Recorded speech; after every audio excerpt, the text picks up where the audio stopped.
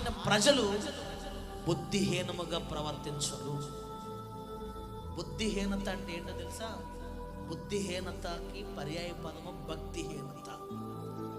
భక్తిహీనత అనే మాటకి ఇంకా మీకు అర్థం చెప్పాలంటే, భక్తి చేస్తూ పాపం ఎవరైతే చేస్తారో, భక్తి చేస్తూ ఎవరైతే బలహీనంగా ఉంటారో, ప్రతి వారం రావటం, నేను బలహీనరాలనయ్యా ఎన్ని వారాలు చేస్తారు ప్రార్థన అర్థమవుతుందా? అంతకుముందు తెలియ మనం చేసాం, దేవుడు క్షమించి వారం మొత్తం చేసే మొత్తం నుంచి ఎక్కడికి వచ్చి ఆ ఆరాధన ఆ పాట అప్పుడు కళ్ళ కన్నీళ్ళు పెట్టుకుని ఆడటం.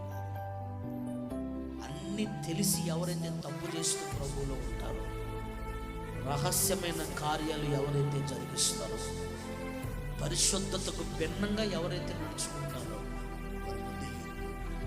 ఇప్పుడు ఏమైతే తెలుసా? సువాసనగా ఉండవలసింది